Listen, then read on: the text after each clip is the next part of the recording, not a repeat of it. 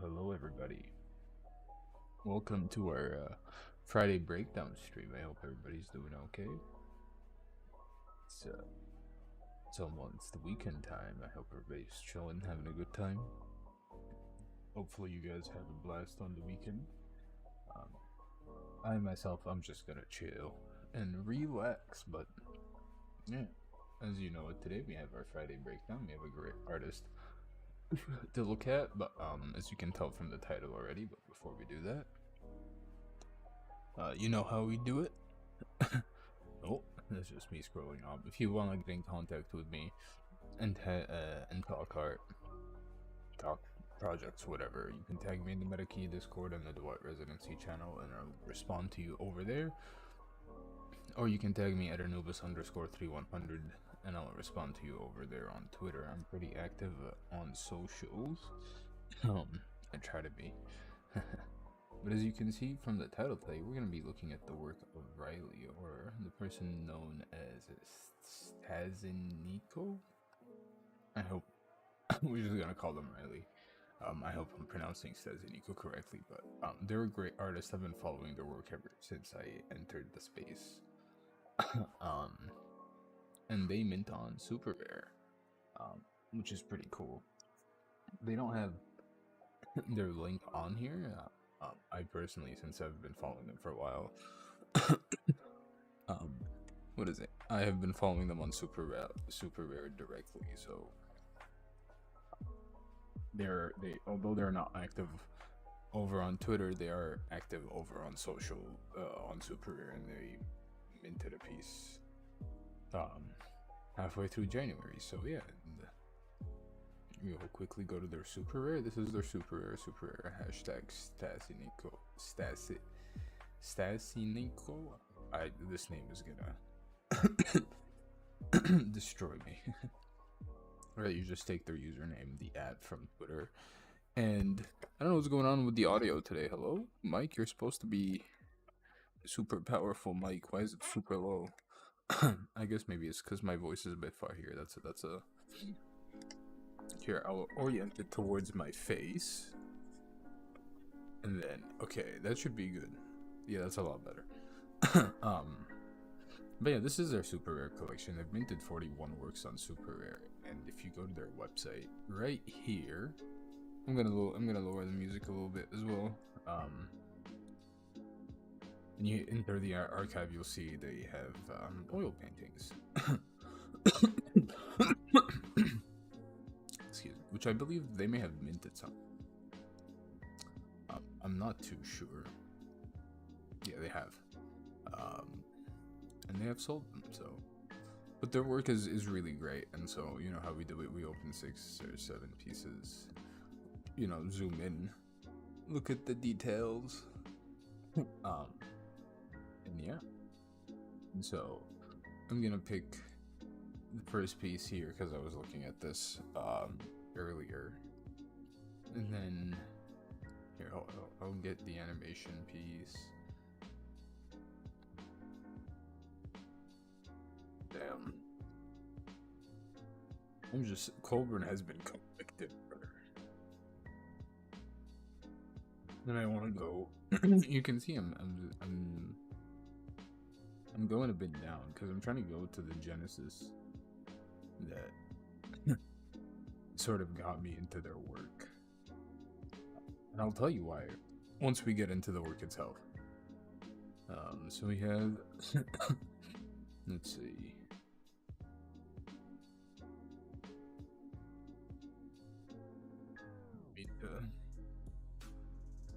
I just gotta find that piece again.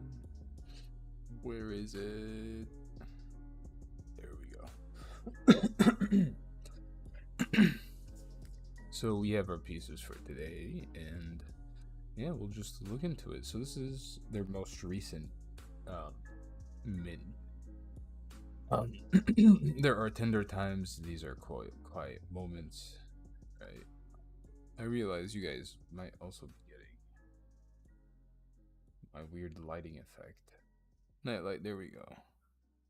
I don't know if nightlight changes anything on you guys' screen. It probably does. But yeah, this is these are tender times, right? And the description says these are quiet moments. And oh, that's not what we meant to do. Open image in new tab. There we go. And as well, you know how we do it. We can zoom in. And one of my favorite things already, and always has been about Riley's work, is just the amount of detail that you can find within the work. Now we can immediately tell this is sort of digital work, right? You can just tell by these cuts right here, and the certain, like the way certain things are placed, right? But it's still like it shows their skill and their ability to understand color to a degree that they're able to utilize it digitally, right? And again, it's one thing you realize about Riley's work is their figuration and their coloring is pretty insane. I personally think they're sort of using, like, they're either doing Gantt studies or, like, you know, they've done enough figuration studies or are doing enough figuration studies to be able to abstract the figure in really nice ways, because the way these are painted, right, they already show an indication of anatomy understanding, right? And so just get Brave out of here. And so to me, it's like when you see this sort of level of colorfulness and this level of understanding of anatomy, right, paired with this again with this abstraction, it's quite nice, right? And again, we have the title. These are tender times, and then these are quiet moments, right? And funny enough, the work depiction is or like the work is a little bit more telling, right? Title, these are tender times, like the way the figures are placed, right, and the facial expression of one that looks like it's glaring at the other or it's upset, right? And then it has an eye in the background as well, but right, the other figure has their eyes closed, so it shows like you're witnessing as a viewer a sort of tender moment, if you will, right? A moment where these two figures are at their most vulnerable moment, if you will, right? And so what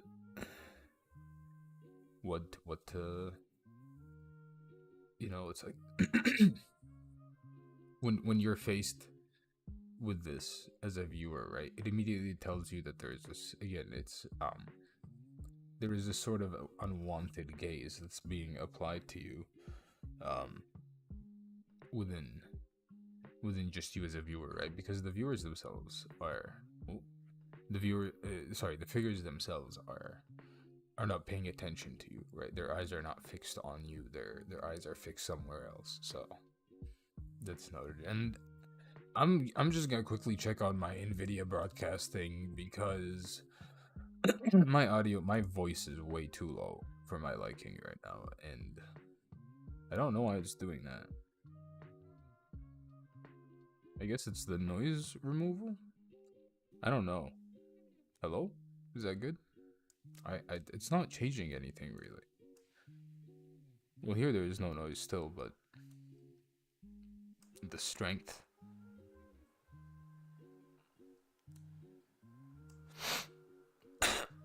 Alright, hopefully that's a little bit better. I don't know how my audio... I hope you guys aren't hearing background noise, but I don't have a lot of background noise around me right now, so... Damn, what the...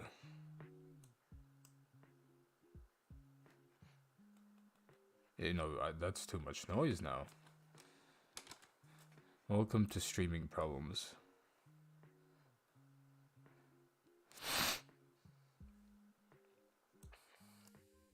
There we go. I'm just gonna keep it in the middle. Where it's not too strong, you know, and then I'll just speak a little bit louder. But yeah, and also you gotta know, like, the use of what is it? Contrasting colors, right? And secondary colors, and just the color gradients that are available within the work, right? You're getting blues, turquoises, purples, pastels, like or pastel hues, if you will, right? And so there's a lot of skill happening. This taskbar thing is so sensitive. Right? And even hearing, which is sort of like as if you're looking at the other side, right? I really like the honestly, my favorite part within the work is the usage of these pastels right here, these pastel colors. That is insane. It's way too good. It's just like something about it, you know, just something about it. Something about it is just way too nice. It's just aesthetically pleasing, and it visually, it creates like these weird, like, sort of somber tonalities that fit within the work itself, you know. I mean, I personally think also just like there isn't a like a white in the work, right? It's all like the brightest point is this deep yellow, this saturated yellow, which is also very nice. And you're getting some skin tones here, so, and also some skin tones here. This is great, and I'm very curious. This eye, right? Because here you can tell there are two, like, essentially this figure. There are two sets of figures, right? And you can see a hand reaching here. It could be this figure right here. So it's like the duality as well. It's like something is being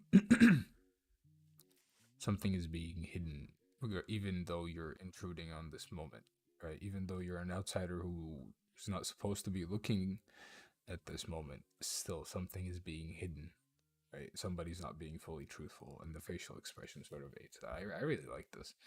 This is quite a deep work. This is quite a deep work, sir, madam. Riley's work is insane, and I clicked on this because I wanted to show you guys their animation works. And it's nice because we get to see some of their figuration, but I really like the animation and the hand walking characters drawn by Riley, 3D work and animation done by Maya Hanman, scored by Loft 219. This piece is presented in super rare exhibition on realism, bridging the digital and physical realm. Thank you for looking, and thank you for listening. And so we immediately know there is song, there is audio to this.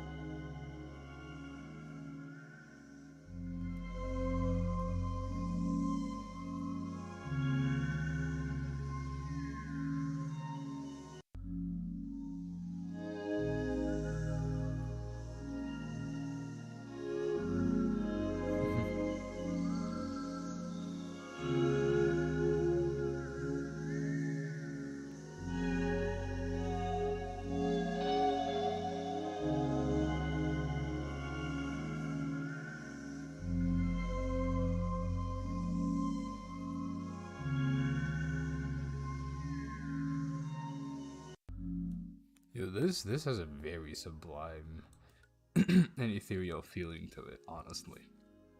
Um, I really quite like it. You can see it's full screen, that even my layout is taking over it, but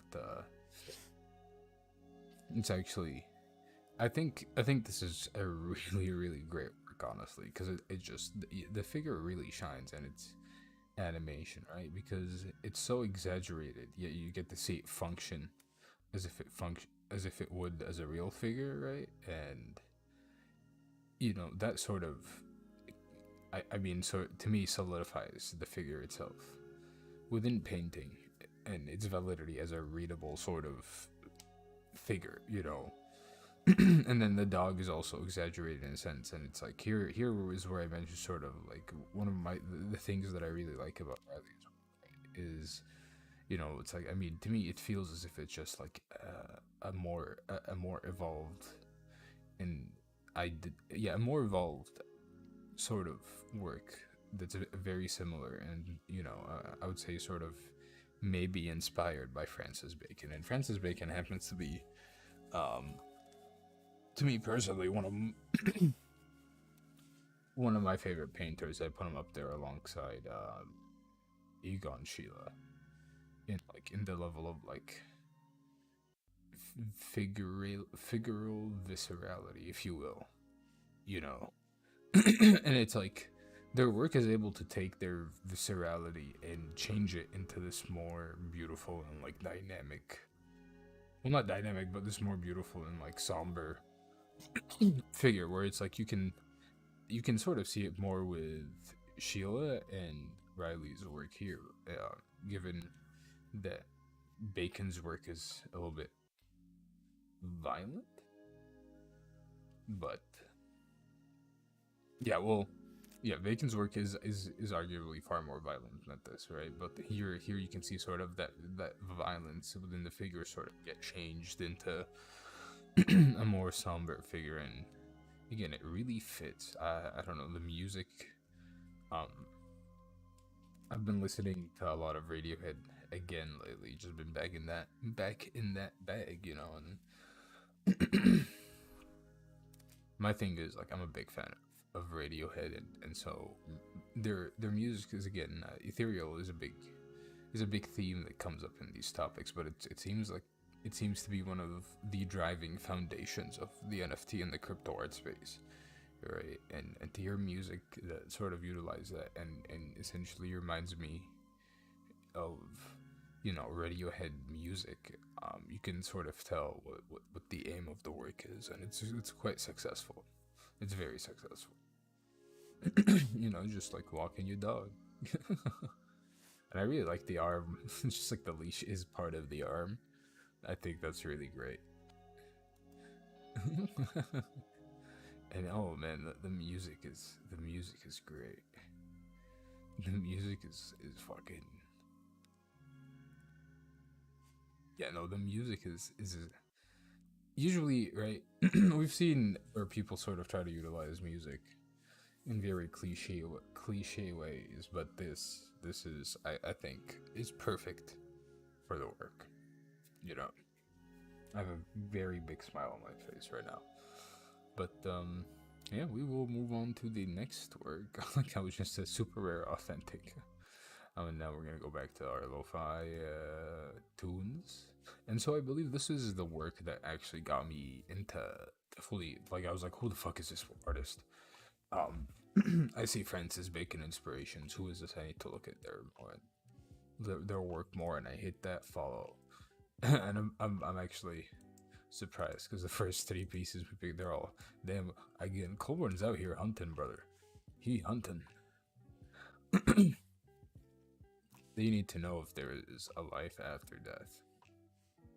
Well, they need to know if there's anything after death. Well, they need to know kind of soon. Fun. Boxer.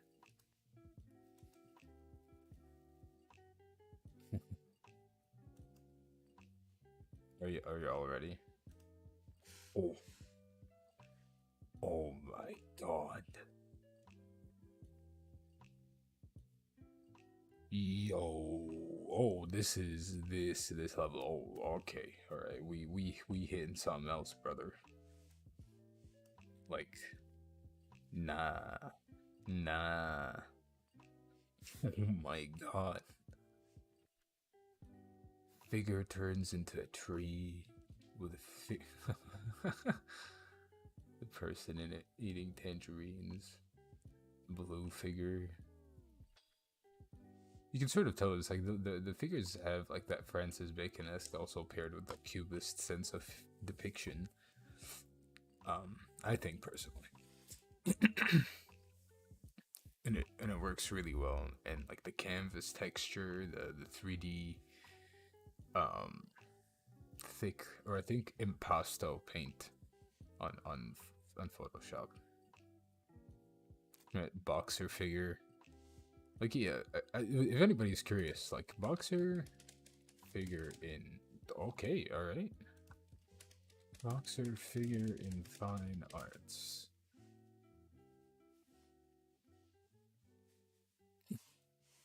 So you can really see like many depictions of the boxer. Even Basquiat had a boxer, right? And it's just there's a really great artist. I forget his name. He's really known for his boxing paintings. Like he's just fascinated with boxers, and his paintings depict like a really insane sense of movement. I think it's this guy right here. I forget it. Unfortunately, it doesn't say his name, but the figure of of the boxer itself is quite it's quite fascinating. It's come back time and time again. You can argue, it's from I mean, we've been seeing depiction of people fighting hand to hand combat for centuries, right? And here, there's a little interesting thing happening, right? Where this figure sort of has rests, and right, and you can also it feels like they have I believe they're called suspenders. Yeah, which I think are cool. Actually, they're very fashionable. Don't at me. Suspenders are fashionable as well as suit vests. Okay, these are the facts. These are the handwritten facts.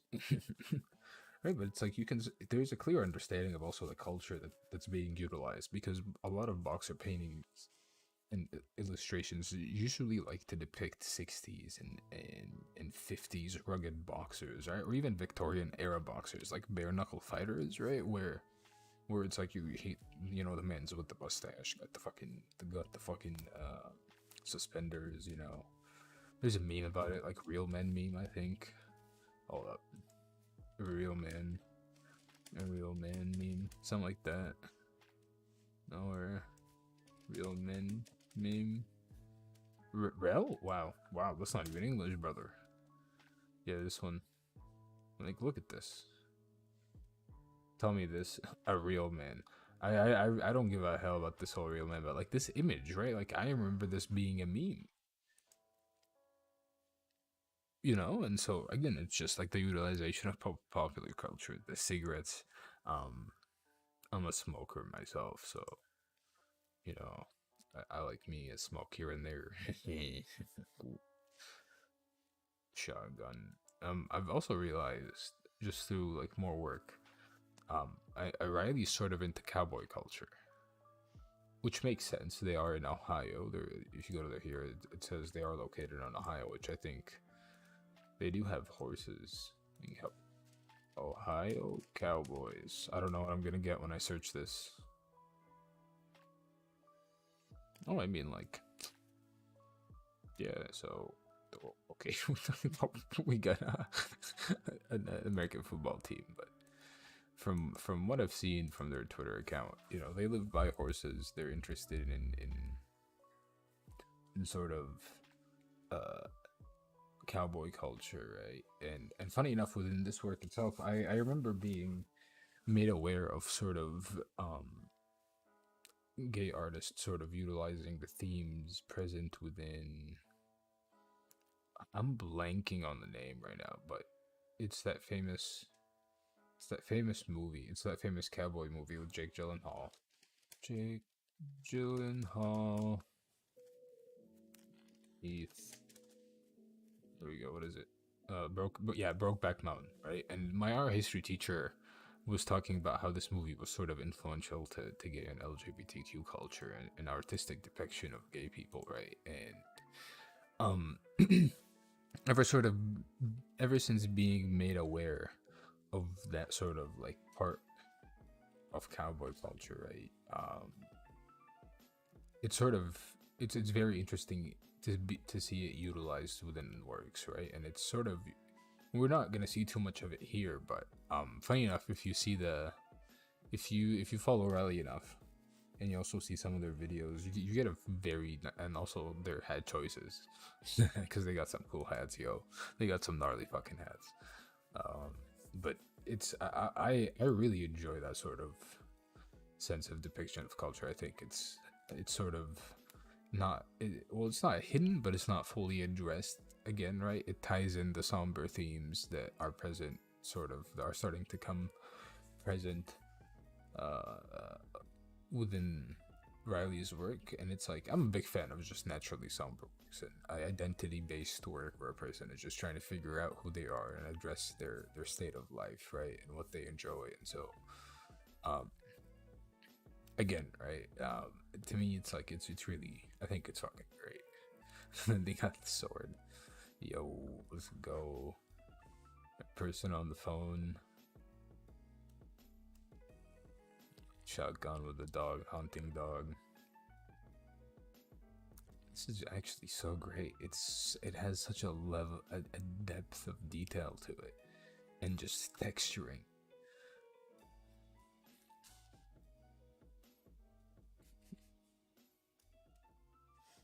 You know, you could even argue this might be a self-portrait right here, right, of the artist present within the work. Right, and this could be another self-portrait. And the thing that tells you that is they're staring directly at you, the viewer. Right, nobody else.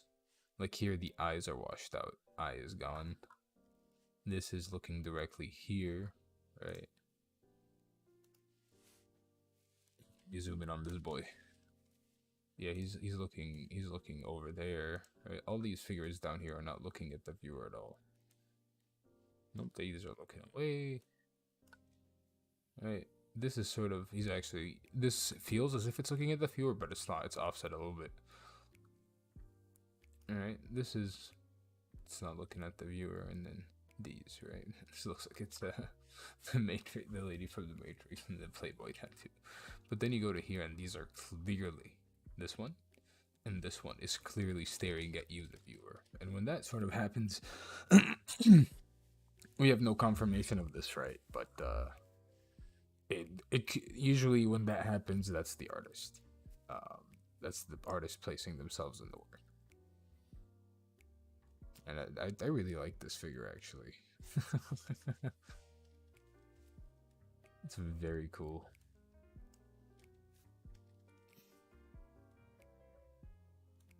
If you hear that, that's my cat. What's up? Hello, brother.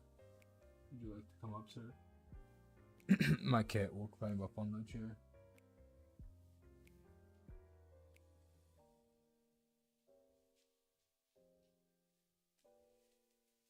I'm trying to get him to climb up on the chair.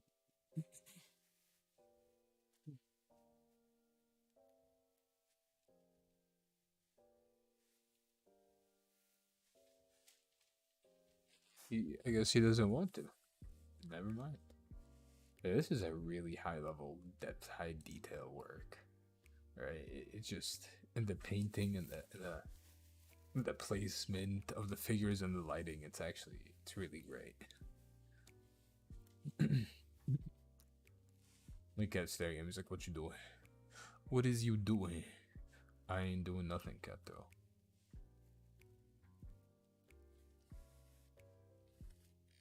Yes, this was great. And we haven't even addressed the title, right? Which is, that you need to know if there's anything after life and death. And it's like, you know, I've realized just through, like, even myself, right, that there is a major function of religion isn't the biggest function of religion, right, isn't even just the worship of a god. It's just the relief of fear of what happens to a person or this life after death. In every religion, that's literally what's happening, right? It's these stories, archetypes, beliefs, and faiths that slowly relieve the fear of what's happening in the afterlife, of what happens when one dies, right? So, right, this is just like, and it's also a problem that a lot of people who are still religious deal with, right? And it's sort of part of the spiritual path that you're supposed to take, and all that is like, well, what? How do you stop being afraid of death and stuff, right? But yeah, we will go on to, and this, I saw this work and I was like, who is this person? I need to follow them right fucking now. And yeah, and so now we will look at, oh, another animation, an excruciating arrival. Oh, I think I've seen this actually. Murder man, shred him to bits, shred him to pieces. 2D art drawn by stasienko. Oh, that's the last name. Okay, there we go. 3D animation by my handbanking score composed by Love 2019. Thanks for looking, thanks for listening. You know how it be, we're gonna hit the video. Oh.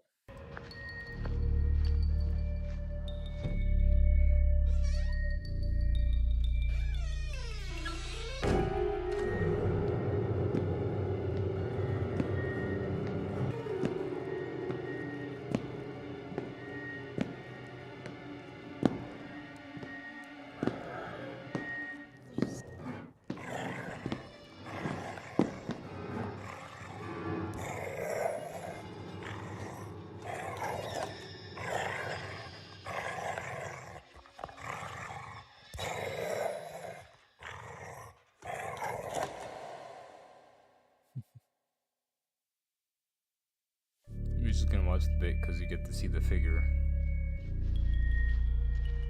The line has spilled. It's very ominous work, right? They also have their work in here. And this one is utilizing sort of that sound design and ooh. Yeah, this is sort of utilizing sound design and Foley sounds to create, right, the feeling of you in the room as this person enters, right? You're hearing his footsteps. And then it just says, murder man, shred him to bits, shred him to pieces. And you can sort of view this as you, the viewer, being stuck in this room, you just witnessing a dog protecting themselves, talking to themselves, saying, it's the murder man, let's tear him to bits, let's tear him to shreds, let's tear him to pieces. I really like the weird sort of contrast between the painted elements, like, and the exaggerated dog, right, and then the realistically sort of painted room, and then the 3D or that might be a 2D drawing of the plant, and it's actually creating a really nice contrast within the work that just like sort of successfully makes you feel as alienated as the dog, or right? Well, doesn't make you feel alienated as a dog, but it creates a sort of alienating feel for the dog itself. And so you can clearly see that this dog is not supposed to be there. There's something wrong immediately, and it tells you that. Even just like, we can argue there's some weird cosmic horror stuff going on just by this this organic like structure, which is a lamp, right? And even the vase, right? But just the presence of the wine and the smoke lighting, right? It's very off-putting. It says cat. I was reading that and I was like, something wrong with that. Yeah, that's not a cat, that's a dog. Murder man. And I'm a big fan of works like this that sort of create a story, right? Murder man, shred him to bits, shred him to pieces. An excruciating arrival, right? And the title lets you know everything you need to know. This dog is just scared and it's ready to fucking go crazy when his murder man appears, you know. Again, I really like this. I see why Super Rare chose this one instead of this one, but it's again, it's quite a successful work actually. It's more story, it's more story driven than anything, or not fully identity based. If you will, you can maybe you can argue, this is the artist fighting against certain people and certain things in their life, but there's no clear indication of that, you know. And it just utilizes it really nice, like quote, "Murder man, shred him to bits, shred him to pieces."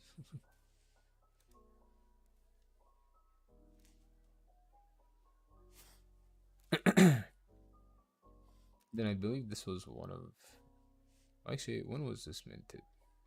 This was, I think, one of the second works I saw by Riley, and it says, "We're hanging out outside of our own heads. I enjoy creating people interacting within a space. I want it to feel almost nostalgic, even though it is a fairly abstract interpretation of these characters. I want to make impressionistic work about human experience that is truer than a realistic representation. I want my characters to represent the entirety of humanity without telling an individual story of themselves. Thanks for looking." Again, you know how we do.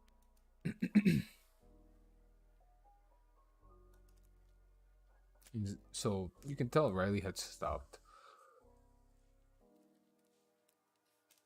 including in-depth descriptions, which I think is fine, right? But this sort of tells you about, it's sort of informative of what's happening, right? Where it's sort of figures that are sort of, they're exaggerated, they're sort of fictional in their depiction, but they convey truer emotion than realistic depiction of people going through these emotions, right? So you can already see a person in wonder, right? And a person in sort of self turmoil in here, right? Clear sort of vices, if you will, by the smokes and the drink on the table, right? Unfinished food, what makes you you, right? A person, a very clear theme of sort of introspection, right? Because every person is sort of on their own. They're not interacting with each other. This figure is sleeping. This figure is just literally, you know, going through it, if you will, right? This person is looking at you directly, the viewer. Um, but again, it's literally asking you, the viewer, what makes you you. And oh, would you look at this? Interesting. What is this? Oh, oh, it's actually great to see work like that evolve, right? Because you get to see the clear vision of what's happening. We get to see the hands, they're extending, they're reaching out to each other. And then here it's been abstracted, right? The tender times have come for these two figures. And if does Colburn own this one? No. But if you own these two pieces, you can actually make that connection visually yourself as the viewer, right? And then it's one of my favorite things is just literally this person. You can argue, right? It's asking you directly, the viewer, "Hey, what makes you you?" You know, and it's like, again, that sort of introspection that all these characters are having, right? And it's sort of what happens with introspection. You're thinking in your head, but you're sort of outside your head, right? You're into this world that your head has created, and that's sort of told through the layout of the house and how surreal it looks, right? Like, even this feels as if you could just jump in there. Although it's a painting by Riley. Excuse me. Yeah, a painting by Riley and another painting by, just like even the layout of the walls. Yeah, I would live in this house. No lie. No cap. I would be smoking in this house right now. Straight up. No cap.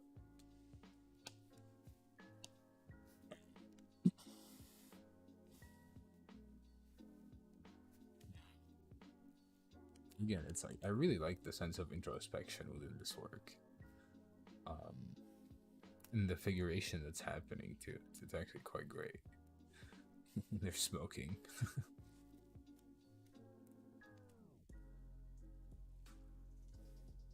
I think the music is repeating, but it do be what it do be. But yeah, it's, again, just look at this sort of simulating watercolor. I can sort of tell just by the texture. This could even be utilizing some actual watercolor and then painting on top. Who knows?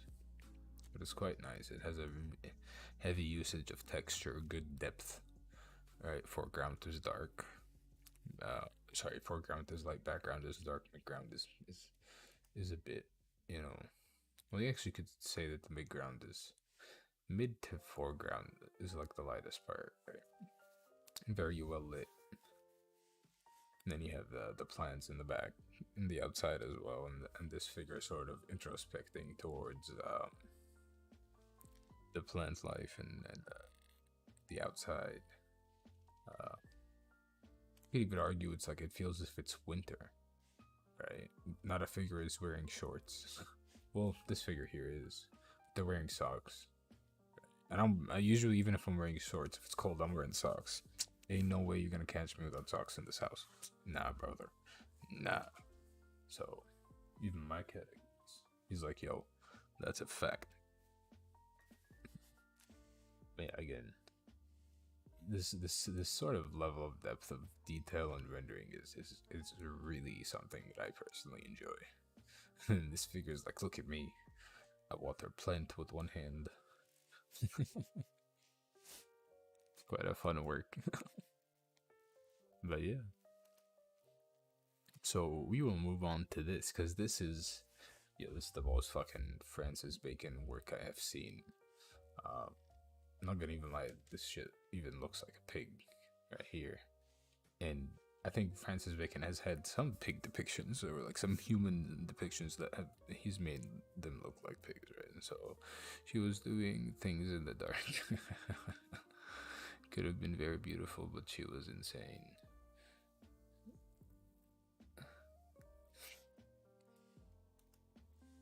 And so you would think this is a sort of this person is going through turmoil, though, but this is sort of a masturbatory work. It's a clear indication that you're witnessing a person pleasuring themselves. Literally, this is their hand reaching into their private area parts, their crotch area, if you will. Right? And again, that's one of the things that I've also seen with Francis Bacon works, right? I haven't Francis Bacon. Some of his works have that sense. That's what he looked like. Again, this is the sort of visceral violence that he has within his works. He has some figurations that are some paintings where you can immediately tell, like, oh, something is inherently sexual happening here. These are inherently sexual in a different way, but right. This like, although it's a bit dark, right, this in itself is quite telling of something sexual happening. And it's like, for those who are curious, Francis Bacon's life is fucked, that it's full of turmoil, and he himself has been through a lot. Some would argue he's the one that drove his boyfriend to commit suicide, and this painting is depicting the death of his boyfriend, which is quite sad. But that's Francis Bacon, right? And so this, tell me, yo, come on now, come the fuck on now. No way, do you not, like, we on the mark for this one. And I think it's actually quite great, because again, it's the indication where it's like, it could have been very beautiful, but she was insane, right? It has that somber sense of, that somber like theme within the work, and that sad element within the work, right? But it's also showing you that the sexual element within the work. And then again, something to be said about this looking sort of like a nose of a pig, right? Could be talking about the personal experience. But yeah, I think this is actually one of my favorite works by Riley. It's just, look at, and it's physically painted, right? You can see just tones like greens, blues, reds, purples, right? Nice shading, nice blending. Even just here, you can see like light washes, you know, just like a sort of like tree, right? A drink on the table. Even that drink is looking fucking nice. Table's looking fucking nice. You can see the texture here as well. Like the actual paint texture. This is a very well executed painting. Um, and it just, this is sort of where I personally think Riley's figuration like truly shines. Because it's very readable. You can clearly understand what the figure is doing, but it's just so abstracted, and it's also visceral in the same Francis Bacon sense that it's great. It's legitimately, like, I mean, come on. Oh, come on. Like, look at this. Or this. Or even something like this. Right? This is well, this is a little bit more sad than massive masturbatory. This, right? This is I think this is two figures, right? This is a bit of a darker ones of Francis Bacon. Reward again. His work is not for the light-hearted. I will say that. That's what's his name? Not I'm blank. Oh, wow. Who's the creator of Cthulhu? How am I blanking on his name right now? H.P. Lovecraft. There we go. Yeah, that's H.P. Lovecraft. I'm pretty sure. I think that's a famous sort of portrait of H.P. Lovecraft that I've seen. And so you can see the clear like figuration within the work. You know, I personally think it's actually, again, I've said it's great, but it's just like when you see work like this happening in real life, like in front of you in your current time, right? Because it's easy to romanticize the Francis Bacon figures, but it's you can't sort of, we haven't seen a lot of people do it in our current time. To see it being done, I think it's really great. I'm just like, come on, tell me I'm wrong.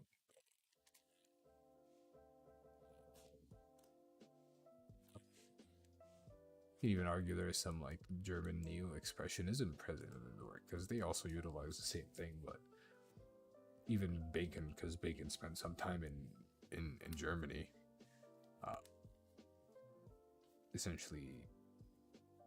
Well, actually, I should do an artist breakdown on Francis Bacon because his history's fucked up, yo. He's been through a ringer. That man's, and yeah.